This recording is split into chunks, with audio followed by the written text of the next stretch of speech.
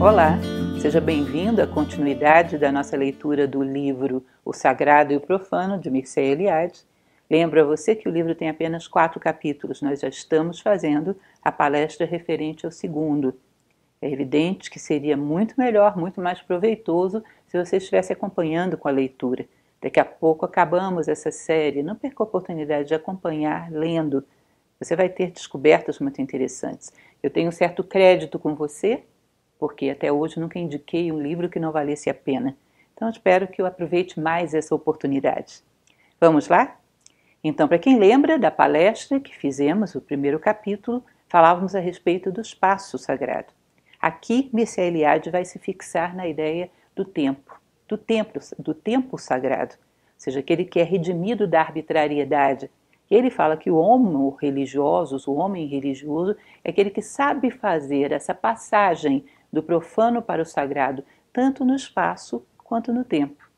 Ele faz uma citação etimológica muito interessante que eu não conhecia, baseada em um autor que vocês podem verificar no próprio livro, que diz que a palavra tempo e a palavra templo teriam uma etimologia comum, em alguma raiz mais distante, né? Ou seja, o tempus latino e o templum latino viria de algum momento de uma realidade semelhante, alguma forma de mensurar o espaço onde vivemos. Aquele espaço que é delimitado pela tradição egípcia entre o céu e a terra, que o homem tem como cenário para desenvolver o drama, ou seja lá o que for que você possa classificar da vida humana. Né? Então ele vai dizer a respeito da abertura superior que um templo tem. Falamos muito sobre isso na semana passada. Aquela abertura mesmo, ou às vezes uma agulha, alguma coisa que simbolize esse contato com o celeste. Essa abertura que é feita no espaço sagrado também tem que ser feita para gerar o tempo sagrado.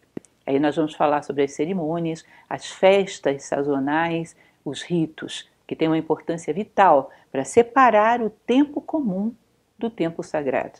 Mas a ideia, vejam que bonito e interessante isso, é que esse espaço sagrado vá se estendendo e todos os locais sejam sagrados, que esse tempo sagrado vá se estendendo e toda a vida seja sagrada. Isso é a meta do homem religioso. Ali ele tem uma referência, um farol, mas a partir dali isso deve ser estendido ao máximo que lhe for possível, e isso é uma meta de vida. Ele vai nos falar então que existe um tempo mítico primordial, uma cosmogonia, onde todas as coisas foram criadas. E o homem religioso é contemporâneo dessa cosmogonia, porque ele a traz para o presente, ele a revive anualmente. Existe um mito fundador, um mito criador da humanidade e, periodicamente, é revivido esse mito através de celebrações. Então ele é contemporâneo dos deuses que criaram tudo. Ele sabe como foi criado, portanto ele tem uma receita para a criação. Ele sabe todas as coisas que nascem, com que ingrediente contam. Ou seja, ele vive o mito, ele renova o mito anualmente. Isso seria, por exemplo, uma das razões da celebração do Ano Novo em tantas civilizações. Às vezes as pessoas perguntam, bom, um ano para uma civilização começa em tal data, para outra em outra data. Que sentido tem celebrarmos Ano Novo se isso só vale para uma determinada conjuntura, contexto geográfico, histórico? Tem tudo a ver. Não importa muito bem o tempo físico, o tempo cronológico, o tempo de relógio. Importa o tempo psicológico, que significa você fechou um ciclo e agora vai recomeçar. E essa energia dos inícios é que vai nos dar a oportunidade de renovar esperanças, renovar forças, purificarmos-nos, deixarmos as cascas do passado e partirmos para uma nova oportunidade. Deixarmos as sombras do passado para trás, para que elas não se tornem uma bola de ferro amarrada aos nossos tornozelos. Como eu já falei tantas vezes para vocês, a tradição do Bardo Todol diz que, às vezes, carregamos uma bola de ferro tão pesada no nosso tornozelo que ela não nos permite dar um passo em direção ao crescimento humano. Esse é o momento de morrer. Porque não sabemos nos libertar do passado. Vejam bem que todo o processo sacralizado, do tempo sacralizado, contava com isso, com dar ao homem uma oportunidade de se libertar dessa bola de ferro do passado. Muito interessante, muito bonito, e vem de um conhecimento muito profundo da psique humana, que talvez já não tenhamos mais nos nossos dias. Conhecemos muito pouco do homem, conhecemos muito das coisas que o homem cria, mas há uma desconexão entre o crescimento humano e o crescimento das coisas que ele cria, ou seja, a tecnologia externa versus o conhecimento interno estão em dois tempos históricos diferentes. Uma no século XXI, outra sabe-se lá em que momento do passado. Uma desconexão do ritmo de crescimento interno e externo. Bom, continuando então, ele vai falar a respeito das festividades sagradas, que elas trabalham com um tempo reversível e recuperável. Ou seja, o momento da criação, ele tem que ser revitalizado, ele tem que ser revivido. É muito comum, vocês vão ver em tradições como a Índia, que todos os sacramentos, todas as celebrações, elas têm que ser revividas, têm que ser revitalizadas. A consciência caminha, ela supera adversidades, ela se vê num contexto circunstancial diferente. Ela tem que reafirmar os seus votos. Então, um voto de casamento, um voto de um compromisso qualquer, é renovado ao final de cada ciclo. Ele é revivificado. E se você considera uma cosmogonia em que os deuses criaram os homens, isso é também um compromisso, isso é também um sacramento que tem que ser revivificado porque o homem ainda não veio completamente à vida. Esse parto não terminou de acontecer. Portanto, tem que ser trazido novamente esse pacto, esse compromisso, esse ensinamento inicial e essa proposta para o futuro da humanidade tem que ser relembrada. Essa reconexão o tempo sagrado proporciona. Ele fala um pouco a respeito de uma coisa bastante interessante. Vocês vão ver, ele faz menção a várias tribos norte-americanas, indígenas. Ele diz que existe uma conexão entre o ano e o mundo, a palavra ano e a palavra mundo. Como se um ano fosse um mundo completo, uma esfera de experiência completa e fechada. Ou seja, fechar um ano seria fechar um mundo, onde as experiências foram vividas, aprendidas ou não, assimiladas ou não, mas ali é um mundo fechado, completo, que tem que ser devidamente encerrado para que outra porta se abra. Bem interessante essa conexão entre espaço e tempo. Ou seja, um universo se fechou, circunscrito dentro desse círculo. Ele me ensinou coisas, eu tenho que sair com essas coisas, mas eu tenho que deixar aí o preço que eu paguei para aprendê-las. Eu não posso carregar cascas, eu não posso carregar uma bola de ferro no meu tornozelo. Então ele fala inclusive que algumas dessas aldeias tinham cabanas, tabas, onde era destinado ao sagrado, e nessas cabanas havia 4 aberturas, que marcavam não só os pontos cardeais do espaço, mas marcavam também as 4 estações do tempo. A conexão com as coordenadas do espaço e do tempo, para que o homem saiba vivê-lo, saiba registrá-lo e saiba superá-lo. Percebam que nós vivemos hoje uma certa alienação de achar que não temos nada a aprender do passado, que talvez uma civilização que nós consideramos como aborígene, como muito primitiva, sabe melhor dessa relação do homem, daquilo que o Caibalion dizia. A inteligência, uma das características da inteligência é passar do conhecido ao desconhecido, através de uma visão simbólica, através da similaridade, através do amor do homem ao mistério. E essa travessia, que para o homem atual é tão complicada, talvez outras civilizações do passado, bem primitivas do ponto de vista tecnológico, soubessem fazer muito melhor. Ou seja, para chegarmos à tão sonhada evolução da sociedade humana, teremos que catar peças de todos os momentos da história, do espaço e do tempo. Ele vai continuar falando uma outra coisa muito interessante. O tempo mítico inaugura o tempo. Não havia nada antes nem depois. Considerem, por exemplo, o meu tempo, o tempo da Lúcia. Nasceu junto com a Lúcia e morrerá junto com ela. O meu tempo nasceu no momento em que eu me apresentei ao mundo. O tempo das coisas é um palco reduzido, com uma experiência X a ser vivida, aquilo que os indianos chamavam de Dharma. O tempo da humanidade nasceu e foi organizado a partir desse mito criador. O homem tem que ter coordenadas e saber de onde ele partiu, quais as expectativas que existiam por parte desses seres criadores quando o criaram e aonde ele deve chegar.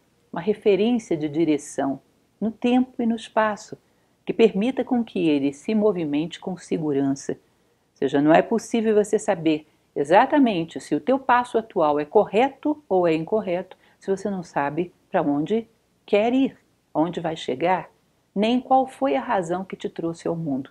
Como vamos estabelecer prioridades sem saber por que razões viemos ao mundo e aonde queremos chegar com tudo isso? Então tudo estava muito bem delimitado. O tempo nasceu com o mito. O mito fundou o tempo, da mesma maneira que vimos na aula passada que o mito funda o espaço, desperta o espaço, dá sentido, orienta e faz com que tudo isso seja dotado de um valor, seja redimido do caos, da arbitrariedade. Continuando, ele fala do altar de fogo, que era celebrado na Índia, é ainda os altares erguidos a Agni.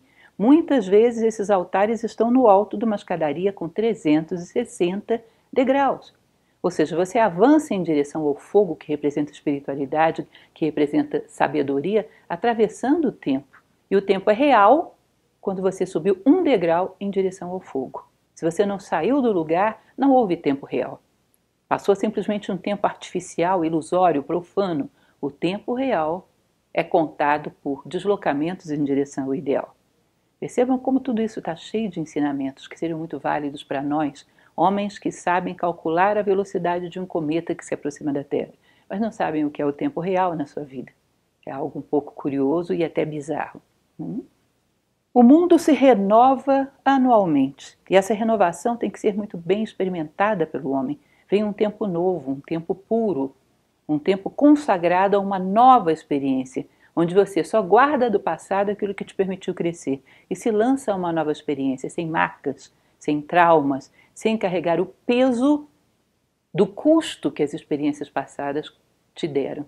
Isso é um elemento interessante. Mais uma vez, o Bardo Todal diz que se nós soubéssemos carregar só o fruto das experiências do passado e não o peso, o quanto elas custaram, talvez não fosse necessária a morte. Isso não é genial? A morte vem nos liberar desse peso que não soubemos deixar para trás, porque não soubemos mais viver o rito, não soubemos inaugurar o ano novo, puro, não soubemos praticar a renovação dentro do tempo. E são ferramentas, são os trâmites da vida, são os protocolos, os cânones de Apolo, como diziam os gregos. Saber lidar com o espaço e com o tempo, as duas coordenadas da vida. Nós podemos dizer, por exemplo, que a tristeza humana, segundo Mircea Eliade, isso é muito belo quando ele diz, a tristeza humana vem de uma ausência de realidade, de uma ausência de sentido, de uma ausência de orientação. Ou seja, a realidade metafísica redime o homem do caos, da desorientação e dá ao homem a realização e a felicidade que lhe corresponde como tal. A felicidade de quem subiu um degrau em relação ao altar de Agni. Ou seja, muito da angústia humana, que muitas vezes procuramos tantos paliativos e nada sara, procuramos paliativos para uma voz que está te dizendo, sobe a escada. E não existe outra solução, não existe outra forma de saná-la. Ou seja, a realidade metafísica, os valores metafísicos, a sacralização da vida, redime a vida do homem do caos e dota essa vida de sentido. Percebam que aí é coisa para a gente refletir durante muito tempo, porque eu vejo muitas vezes os temas que são discutidos no nosso mundo atual. Fico imaginando para quantas questões um livro como esse teria respostas. Para quantos problemas graves sobre os quais as pessoas se debruçam. A quantas perguntas uma obra como essa ofereceria respostas bem plausíveis. E aí ele vai falar para a gente um pouco a respeito do homem religioso, esse homos religiosos a quem ele se refere como o verdadeiro limiar entre a experiência pré-humana e a experiência humana propriamente dita. Ele diz que para o homem não religioso, a qualidade de atemporal, a qualidade de tempo sagrado é inacessível. Ele não consegue conceber nada fora de um dia após o outro, de uma passagem mecânica de um tempo que cumpre um eterno retorno sempre igual. Porque quando o tempo se sacraliza, cada vez que ele retorna, já não retorna mais no mesmo nível. É como se você imaginasse uma pessoa que está andando em círculos isso é monótono, isso é tedioso. Daqui a pouco ela vai ficar apática, talvez daqui a pouco fique desmotivada, daqui a pouco deprimida. Por quê? Porque a experiência se repete eternamente, sem trazer nenhum frescor. Agora, se cada vez que a experiência se repete você está num grau diferente, você já não está mais andando em círculos. Aí você tem uma espiral que vai te levar talvez a um ponto muito elevado, ou seja, você está vendo a mesma realidade, mas sempre de um ângulo mais alto, com um ar mais rarefeito, com uma visão em perspectiva, ou seja, a vida não se repete. É como você andar. Nós andamos dando passos muito parecidos, mas estamos sempre em locais diferentes, portanto andar não é monótono. Agora, se eu ficar simplesmente marchando no mesmo lugar, em pouco tempo isso seria monótono. Ou seja, a passagem do tempo profano para o tempo sagrado, ela é inacessível para o homem não religioso, para o homem que não tem a visão simbólica da vida. E isso faz com que a vida fique tremendamente repetitiva e tediosa. O homem religioso é contemporâneo dos deuses, preserva sua obra, é um aprendiz. Ou seja, eu não entendi direito mesmo ou esqueci, porque constantemente esquecemos. Como dizia o mago Merlin, o maior mal do homem é o esquecimento. Eu volto ao tutorial da humanidade, ou seja, eu revivo a cosmogonia, eu revivo a maneira como as coisas foram criadas, e não só a maneira, o know-how, mas também o porquê, o para onde. São duas coordenadas que a gente muitas vezes desconhece. Por que a humanidade foi criada? E para chegar aonde? Qual é a função dela na Terra? Qual é o papel dela na Terra? Ou seja, eu sou contemporâneo dos criadores e assisto a criação deles. E compartilho da intenção deles. E depois volto para o tempo comum, com a intenção de também criar com esse mesmo espírito. Também eu ser capaz de gerar um tempo real. Porque o tempo profano, para o homem religioso, não existe. Ele vai falar um pouco mais adiante sobre isso e, olha, é belíssimo. Se você para refletir, deve ter tido várias experiências na sua vida que endossam isso. Em determinado momento a gente olhar e dizer, não pode ser só isso. Qual é o sentido de tudo isso? Qual é o porquê? Qual é o para onde? Sentimos que a vida está faltando um manual de instruções, está faltando uma orientação, está faltando um norte. Ele diz que o homem religioso é sedento de realidade. Sedento de realidade. O tempo profano não é real. Ele é um jogo de sombras. É como se você tivesse sido convidado para um jogo onde não te ensinaram as regras do jogo.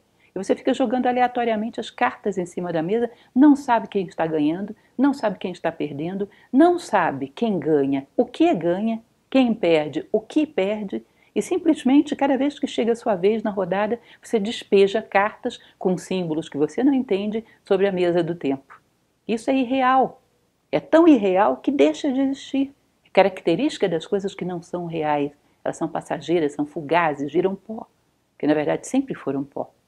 Então o homem religioso, ele vai dizer, tem sede de realidade. Aí ele vai entrar numa coisa que eu achei muito interessante e necessária nesse momento, que é a definição do homem religioso. Eu também fui um pouco atrás de etimologia para poder enriquecer essa reflexão dele. Eu achei muito interessante. Se você perceber que o prefixo re vem de intensidade, de repetição, no meio do caminho religioso, da palavra religião, você tem ligare, que é ligar, atar, unir. E por fim, o sufixo ião ou ion, que é ato ou efeito. Ou seja, religião seria o ato ou efeito de ligar novamente. Ligar novamente aquilo que algum dia já esteve ligado e nesse momento desconectou. É interessante se vocês forem perceber, porque se você vai lá na raiz do proto-indo-europeu, pega a raiz leig, você vai perceber que o ato religioso estava mais ligado a realizar o rito do que propriamente a organizar um corpus doutrinário de uma determinada religião. Por isso haveria uma diferença, uma etimologista que respeito muito, ela faz essa observação e eu achei ótimo, uma diferença entre o crente e o religioso. O crente é aquele que crê num determinado corpus religioso. E o religioso, de fato, é aquele que sabe ligar novamente, atar novamente, ou seja, estabelecer um laço que faça com que as leis do céu, como diria Confúcio, se reflitam na terra, que faça com que o sagrado volte a ordenar e dar sentido ao mundo profano. Ou seja, um ato religioso é um rito, e nós vamos explicar já já o que é isso. Religioso é aquele que sabe fazer o rito, sacralizar a vida em todos os seus momentos. Porque aquilo que não é sacralizável é sinal de que não deveria estar acontecendo. Tudo que é digno de ser feito por um homem deve ser sacralizável. E quem sabe fazer esse laço, esse é o homem religioso a quem se refere Mircea Eliade. Vão percebendo quantas coisas fortes e interessantes tem aqui, né? Ele fala um pouco sobre a nostalgia das origens. Todo homem religioso tem uma nostalgia dos seres que vieram aqui. Das quantas mitologias falam que no momento primordial houve seres que vieram aqui, um ser ou vários seres, e ensinaram o ser humano a ser humano.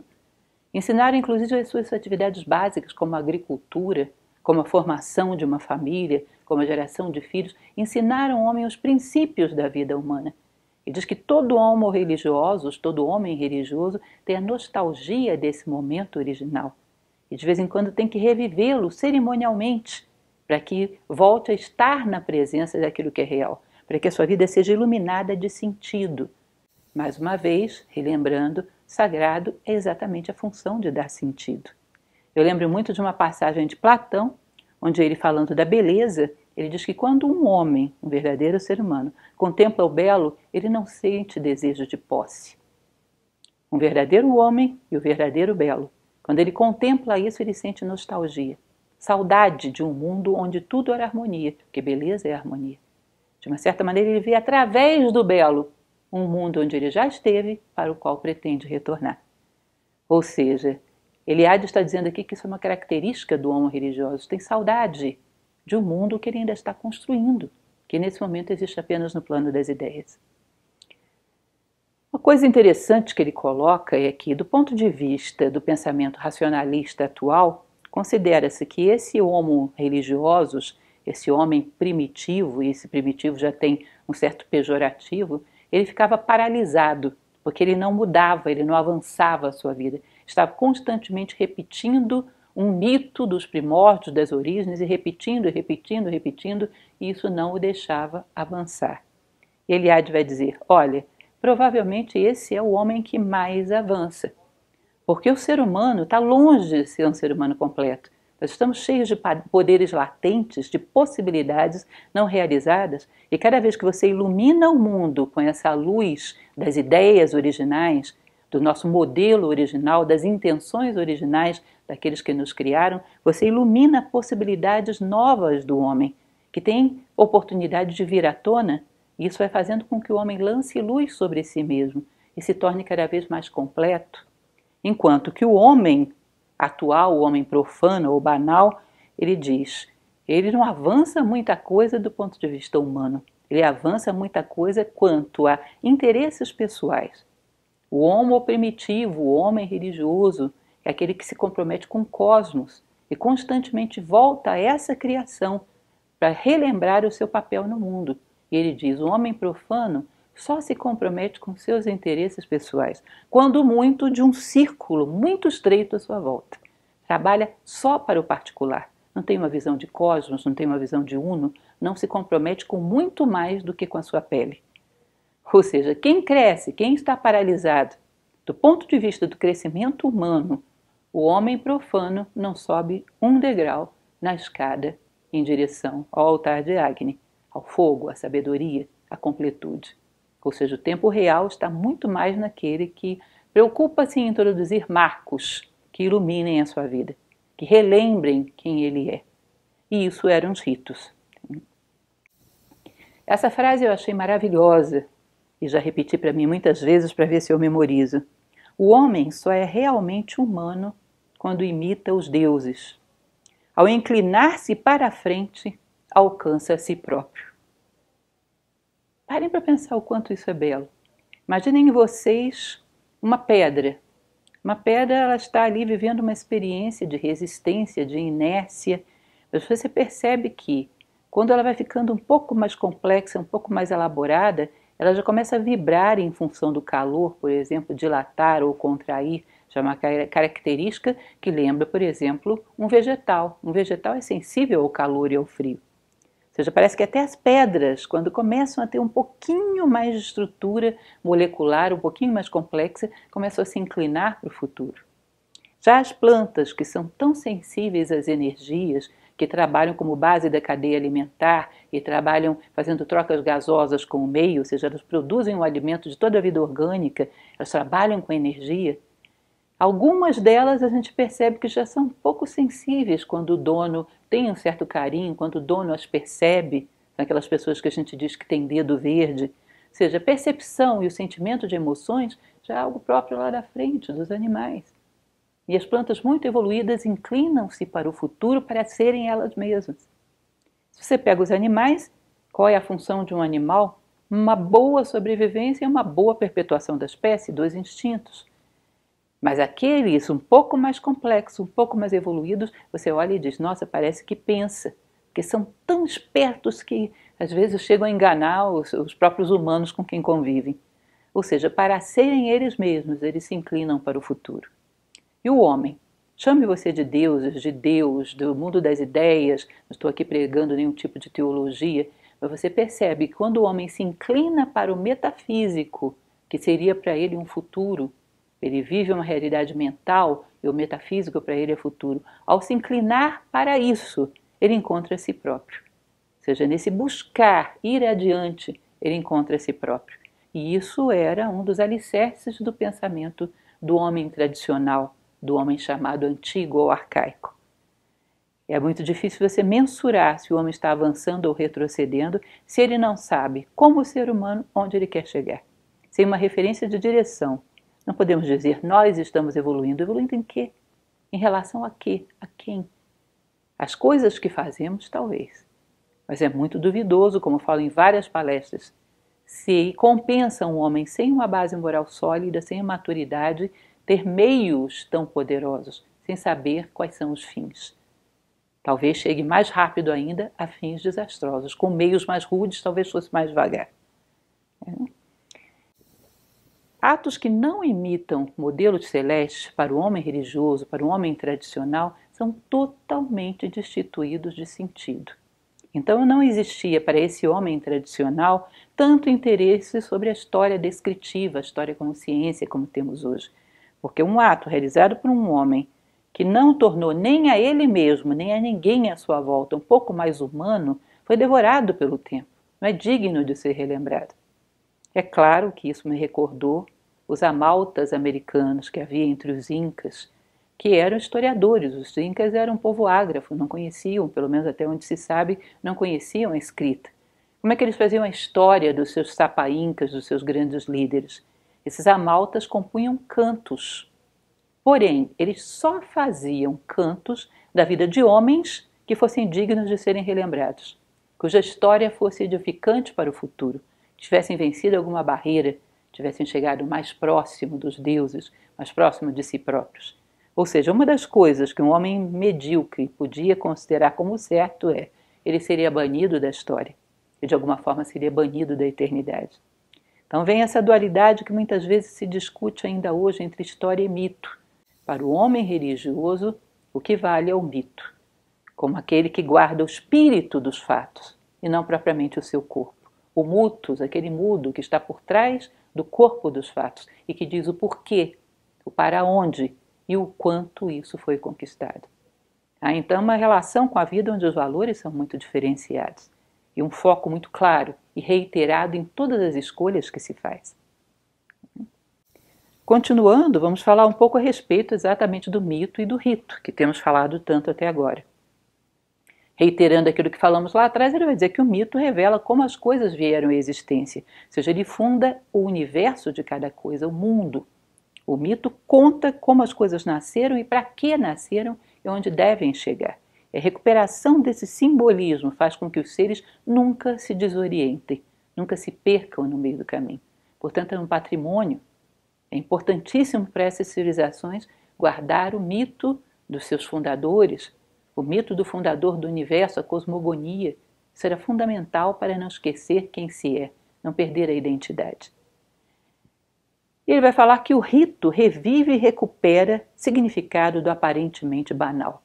Falei para vocês lá atrás muito do que o rito é aquilo que faz com que o tempo esteja orientado, é revivificar o mito. Se nós pegarmos uma estrutura simbólica, vamos ver que o mito é uma realidade atemporal. O mito trata de como os seres humanos saíram da ignorância e chegaram à sabedoria, representados de forma simbólica, evidentemente. Os símbolos são uma representação numa determinada civilização do que aquele mito diz. Então, se fôssemos bem precisos, não diríamos, por exemplo, o mito do rei Arthur, mas a simbologia, o ciclo simbólico do rei Arthur, que nada mais é do que o mito do herói encarnado entre os celtas, ou Hércules, o mito do herói encarnado entre os gregos. Então você tem o mito atemporal, você tem o símbolo, que esse está assim localizado no tempo e no espaço, e você tem o rito. O que é o rito? Quando num determinado momento eu me enfrento com uma dificuldade e respondo a ela como Arthur responderia, ou como Aquiles responderia, ou como Arjuna responderia. Ou seja, nesse momento, quem foi Arthur, quem foi Aquiles, quem foi Arjuna? Eu. Eles vieram ao mundo, tomaram carne e osso através da minha experiência. E quando eu vivo o mito, quando eu me comporto exatamente como é esperado de um ser humano, esse é um tempo que sai do tempo cronológico. É chamado em latim de in illo tempore. Eliade constantemente faz referência a essa expressão, fora do tempo. A grande arte do homem é roubar momentos do tempo para a eternidade. Aí você conquistou um pedaço de eternidade no meio do tempo. Você foi Arthur, você foi Aquiles, você foi Arjuna. Por isso que às vezes algumas colocações históricas sobre se Arthur existiu ou não, também me parecem um pouco estranhas. Como não existiu? Ele existe a toda hora. Cada vez que o homem vive o mito, Arthur volta a viver. É uma estrutura de dar significado, de iluminar as coisas com significado. Como diria Roger Scruton, redimir os fatos da banalidade. Redimir os fatos do tempo para a eternidade. Então o homem vai encravando no meio do tempo ilusório fatos reais. Vai encravando no meio do tempo passageiro fatos eternos. Fragmentos de eternidade. E isso é a única coisa válida de todo esse intervalo que passamos pelo palco da vida. O quanto de realidade fomos capazes de encravar no meio da ilusão. O rito revive e recupera significado do aparentemente banal, como já falávamos, ele faz uma ponte. E isso serve para inúmeros fatos da nossa vida. Lembrem que eu falava que toda a vida deveria ser sacralizada, todo o espaço e todo o tempo. E essas festas sagradas eram para que o homem não esquecesse quem ele era e trouxesse de volta isso ao seu tempo e fosse estendendo essas trincheiras de luz contra as sombras.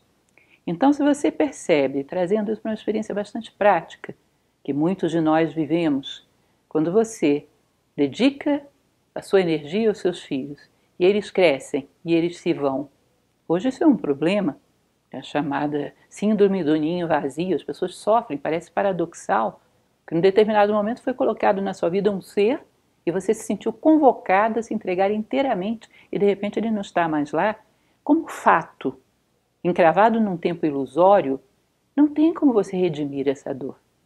Mas imagina se você lê um mito de que na história houve vários homens que se aliaram aos deuses, se aliaram à vida, na função de fazer com que as consciências dos viajantes avançassem um degrau a mais.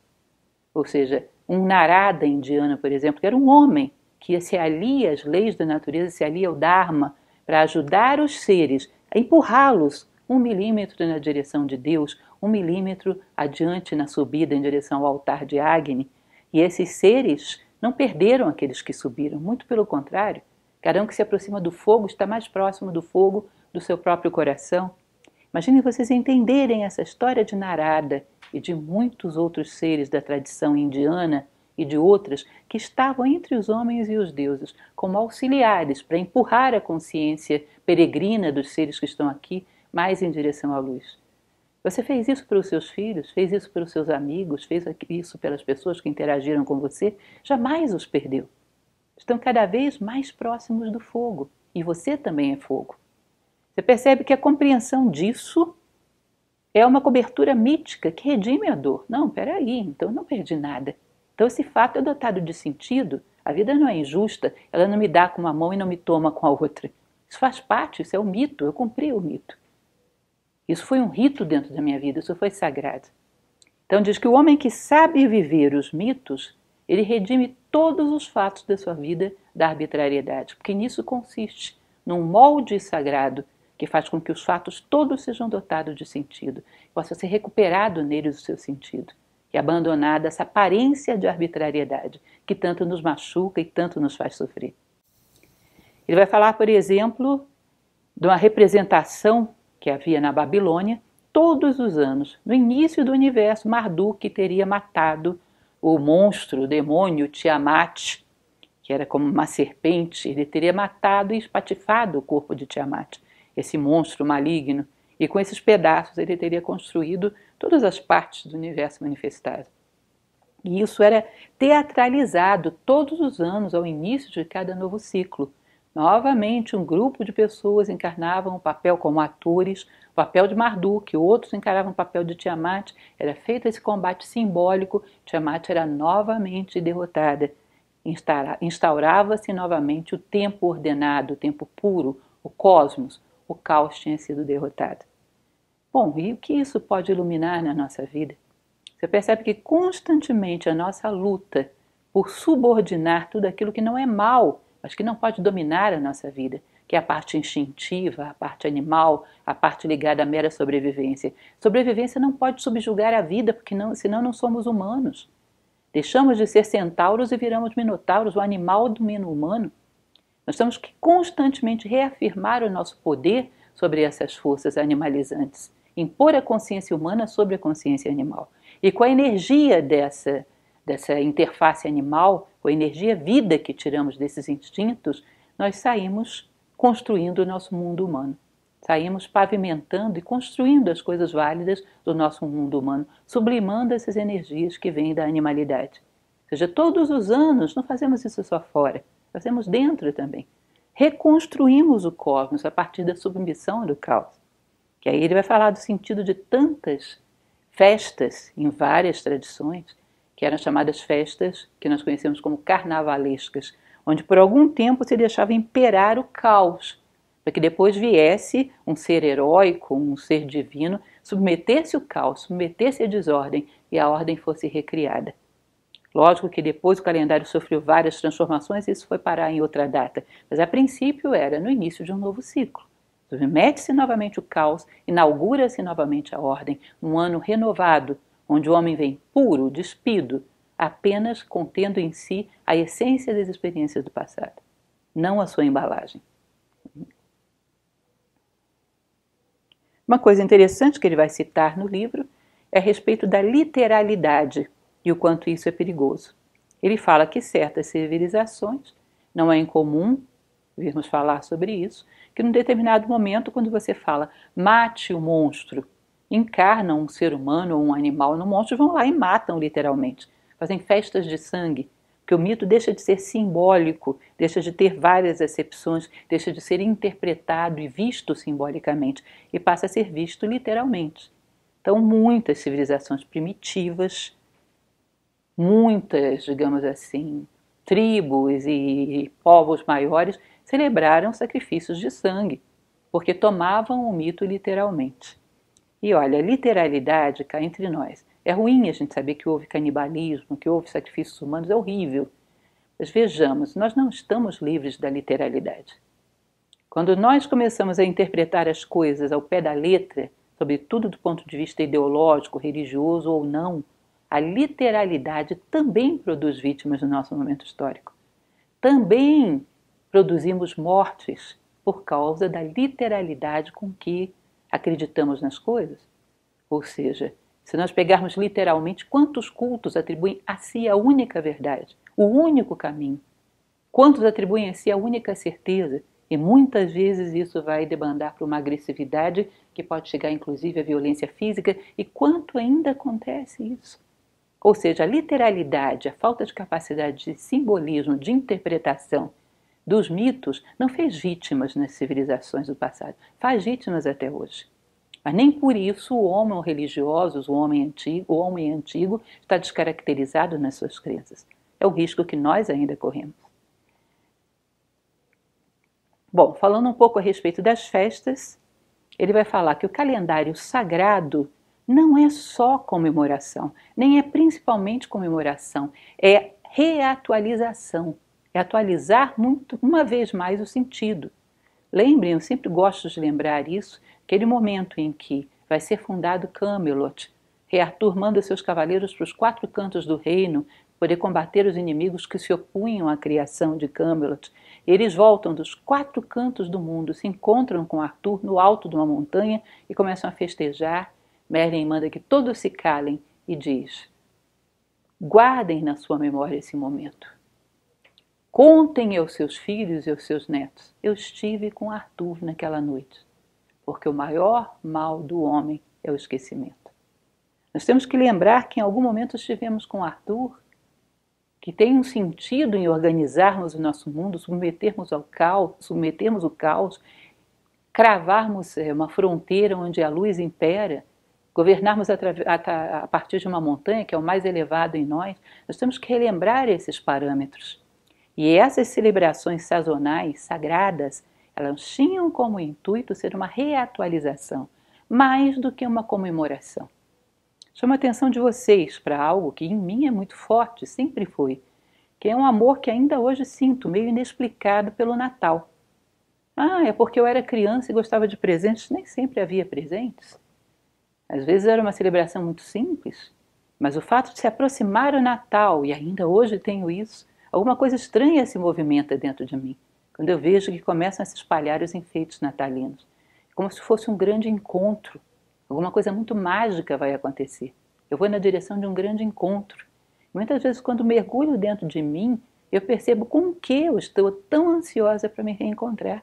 Natal é nascimento, natalício, nascimento. Alguma coisa dentro de mim está ansiosa por nascer. E esse é o ponto ideal de encontro, para que esse elemento atemporal, sagrado, eterno, faça presença na minha vida e relembre quem eu sou. Talvez, em última instância, a gente possa dizer que é o encontro do eu banal, do eu profano com o eu sagrado. Para que você relembre o que é a sua vida, o que é a sua verdadeira identidade. E ainda que não saibamos racionalizar, algo dentro de nós pula de alegria. Novamente está chegando. O berço está sendo montado.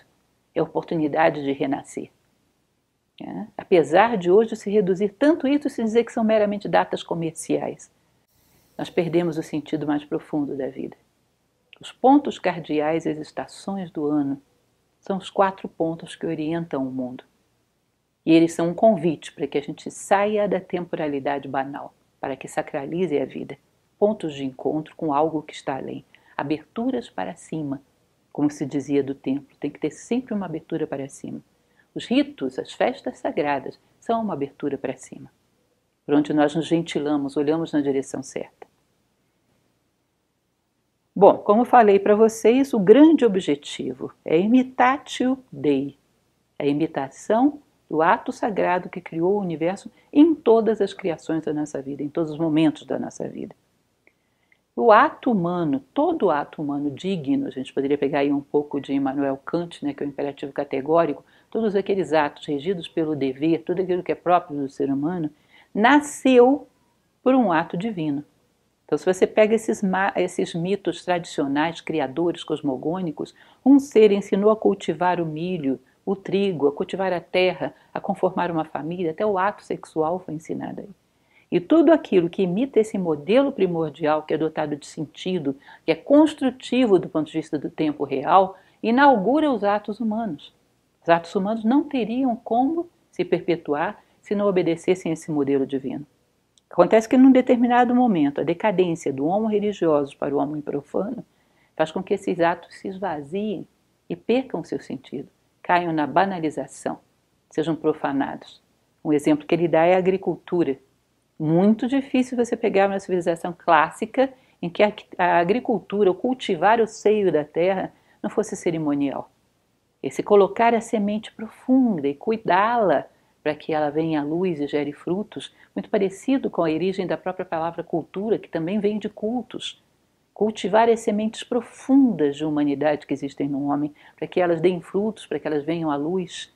Ou seja, isso era sempre considerado como um hierosgamos, um casamento sagrado entre a luz e a terra, entre o fogo e a terra, e o homem aí como um pontífice entre esses dois mundos. Há um monte de festas sagradas relacionadas, por exemplo, ao momento do cultivo, ao momento da colheita. E hoje você mecaniza totalmente o cultivo da terra e a função é lucro, gerar subsistência, sobrevivência física. O cultivar a terra está profanado. Nós esgotamos a terra, maltratamos a terra, destruímos a terra, porque já não é mais um rito. A banalização dominou os nossos atos mais sagrados.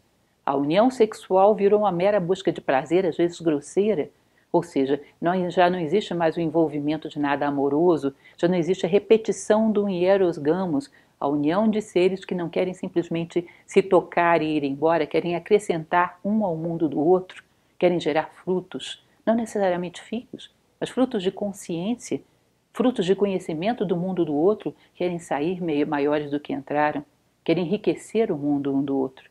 Todos os atos humanos estão desacralizados.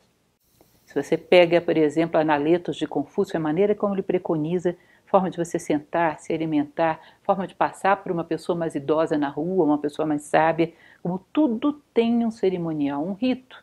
E a vivência desse rito acrescenta ao homem cada vez mais humanidade. Ele chama de substância essencial, substância do ser. E cada vez que o homem vive o rito, sua vida vai tendo mais substância real. Ele vai se apoderando dessa substância de realidade. E é aquilo que lhe corresponde, porque o homem é exatamente para ser nutrido de substância metafísica. A sobrevivência é uma coisa, a vida humana é outra, tem outros tipos de alimento. E talvez nós tenhamos o nosso eu animal muito bem alimentado, mas o eu humano amíngua, porque nós não sabemos mais gerar aquilo que alimenta o eu humano. E talvez o sofrimento humano seja de fome da natureza humana dentro de nós, que nós já não sabemos compreender nem atender. Ele vai falar sobre criatividade, eu achei interessante porque esse é um assunto tão atual, todo esse conjunto de discussões sobre inteligência artificial, inteligência humana, o que é a criatividade, o que é a inovação. Ele coloca algumas coisas muito simples e muito profundas sobre criatividade.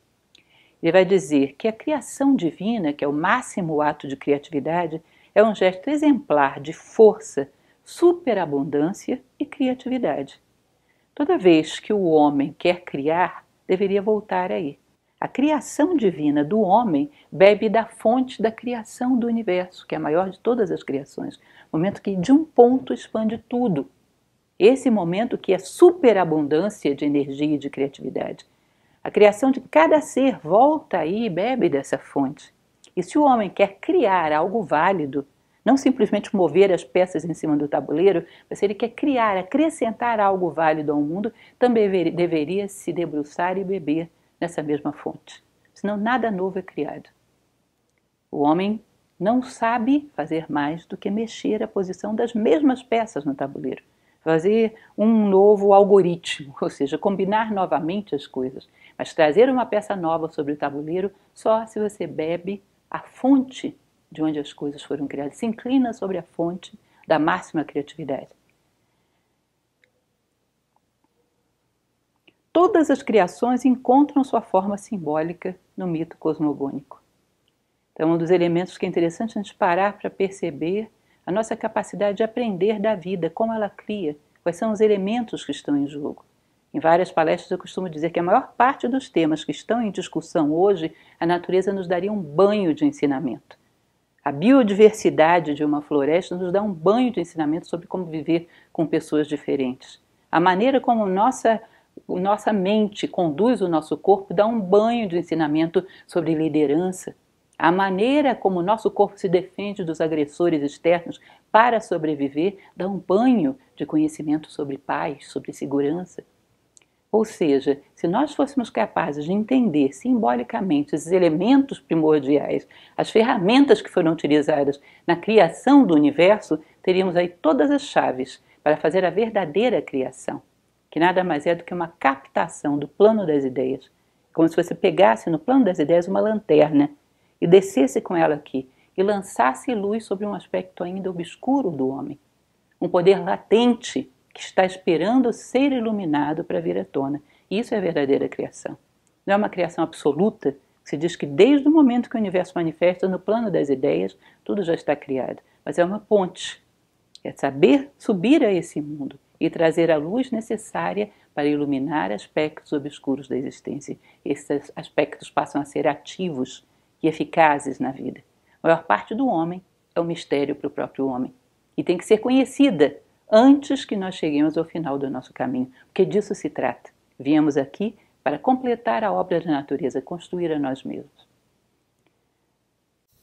Inovar e criar é revelar uma nova face do mistério inicial. Basicamente o que eu já falei para vocês. Inovar e criar é revelar, é lançar luz. As coisas já são, mas elas passam a ser eficazes quando nascem para a consciência. E nós necessitamos que a nossa própria natureza nasça perante a nossa consciência. Isso é o máximo da criatividade.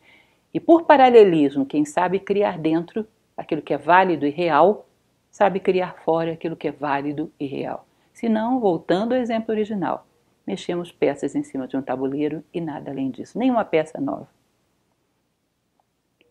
Walter Otto, que é um mitólogo que gosto bastante, algum tempo atrás fazia uma leitura de um livro dele chamado A Teofania. Por conta desse livro, ele foi muito criticado na época por outros historiadores das religiões, porque em determinado momento ele diz: os gregos não criaram os seus deuses criaram os gregos.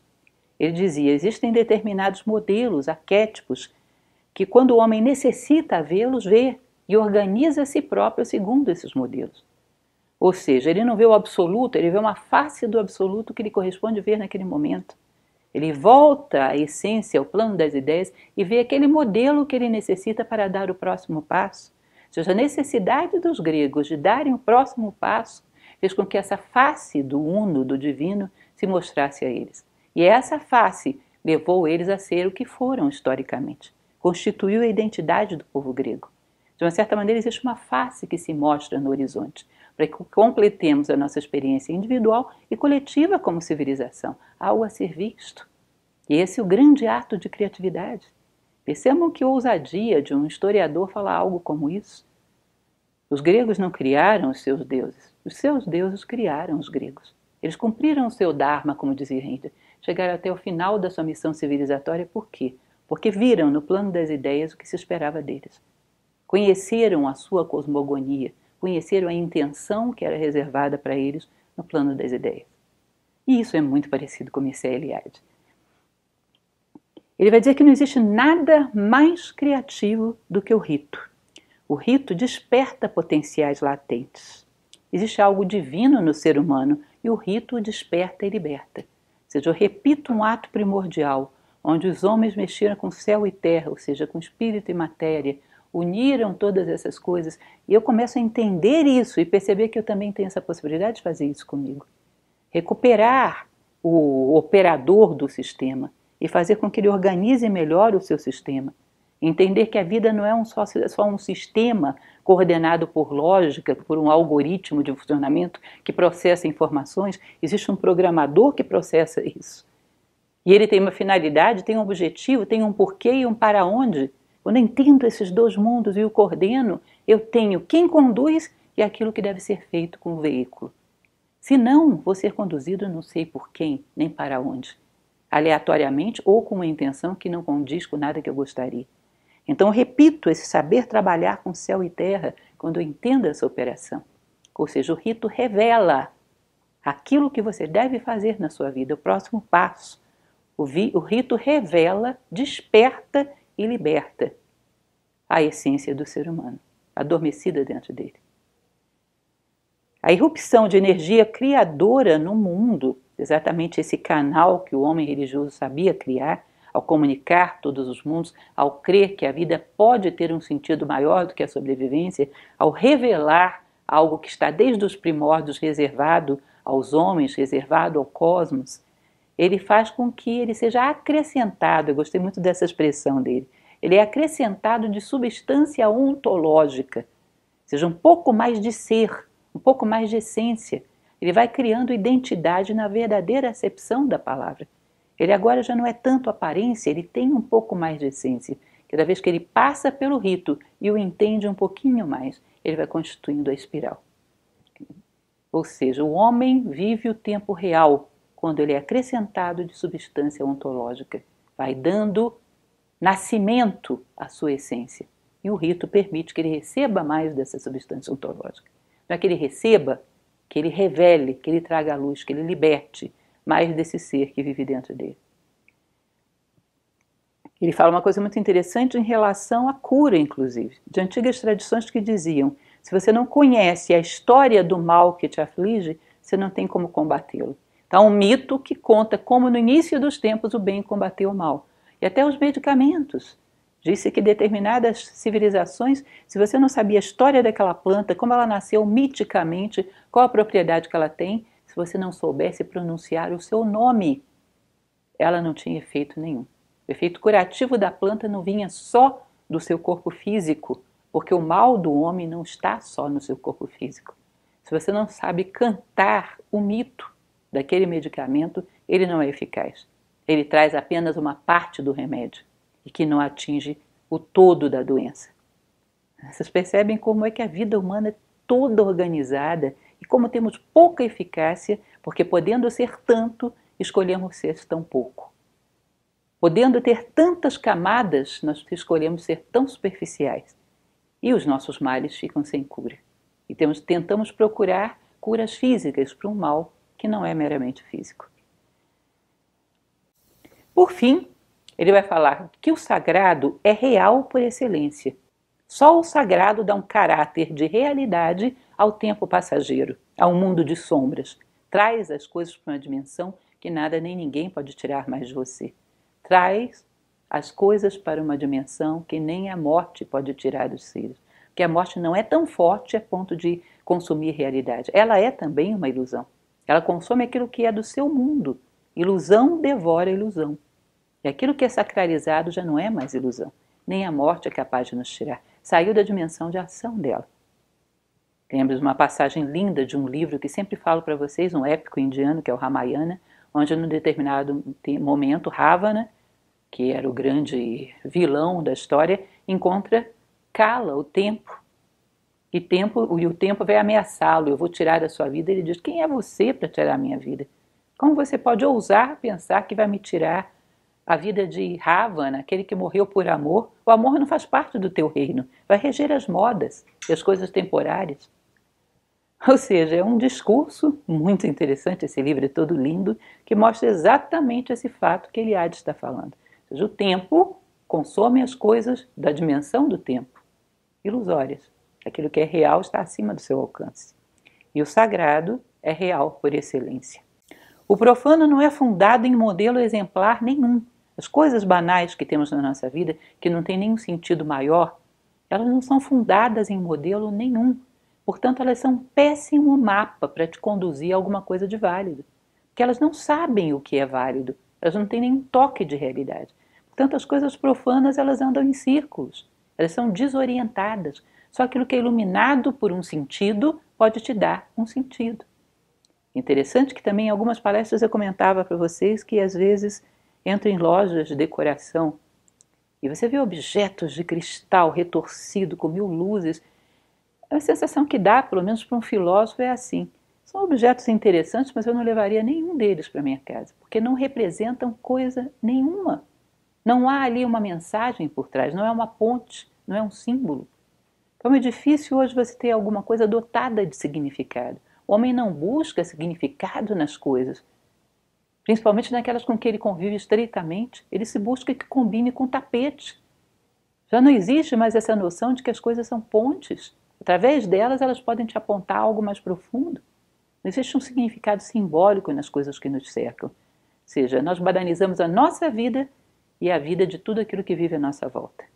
Não há mensagem nas coisas que o homem ama, nas coisas que o homem cultiva. São coisas superficiais e passageiras, próprias de uma consciência que também se reduz a essa dimensão, superficial e passageira. Ele vai dizer que o ato profano é opaco e extenuante. Todo ato profano, não iluminado por nenhum sentido maior, é opaco e extenuante. E mais cedo ou mais tarde vai fazer com que os homens fiquem tontos de tanto andar em círculos, desnorteados, desorientados. O tédio, o esgotamento, a desvalorização da vida, o desânimo, a desmotivação e todas as coisas que vêm a partir disso. Embora cada vez mais tenhamos know-how, sabemos como, mas cada vez menos sabemos para quê, desde onde e por quê. O ato profano é banal, esgotador e desorientador. E essa parte final que ele coloca, que eu achei lindo: a vida é composta de uma duração evanescente em disputa, com uma sequência de eternidades. Uma duração evanescente em disputa com uma sequência de eternidades. Da vitória dessa sequência de eternidades, você vai ter aquilo que você vai reter e levar dessa vida. As únicas coisas válidas são sequências de eternidade que possamos criar no meio daquilo que é evanescente. Isso é o significado, isso é o sentido, isso é o que pode ser construído dentro de um tempo ilusório. Parcelas, nichos de tempo real, até que um dia todo o tempo seja real. Quanto mais avançamos um degrau em direção ao altar de Agni, mais vamos dando vitória a essas sequências de eternidade sobre um tempo evanescente. Mas enriquecemos a nossa vida. E essa eternidade, então, é o que salva o homem do nada, do caos e da morte. Ele vai dizer que toda vez que qualquer mito religioso fala da salvação do homem, é dessa salvação que está falando. Do nada, do caos e da morte. Levando o homem para uma dimensão que nada nem ninguém pode tirar dele. Isso é salvar, isso é resgatar o homem da banalidade. E por fim ele fala do eterno retorno, que é mais ou menos a mesma ideia da espiral que falamos. É uma tradição que está presente em várias civilizações. A Índia fala muito sobre isso, que são as voltas do karma. Repetiremos os atos 1000 vezes até recuperarmos o seu sentido, até que os atos nasçam em significado perante a nossa consciência. Enquanto não nascerem em significado, passaremos pelos mesmos pontos. E isso é monótono. A hora que abrimos os olhos e descobrimos o porquê, e entendemos a mensagem cifrada nos atos, já não necessitamos passar por aí. Ou seja, o eterno retorno é a vida apresentando-se diversas vezes à consciência, até que nós sejamos capazes de ler a sua mensagem. E a mensagem da vida é sagrado, eterno. A mensagem final da vida é o resgate do homem da arbitrariedade, da banalidade, do caos e do vazio. E é isso, então, que nós temos nesse segundo capítulo. Em seguida, passaremos para o terceiro. Espero que vocês tenham um tempinho para irem avançando na leitura. Esse livro é muito rico. Eu tenho certeza que vai ser um marco para vocês, se souberem ler e mastigar com a devida calma e com a devida atenção. Agradeço muito e até a próxima.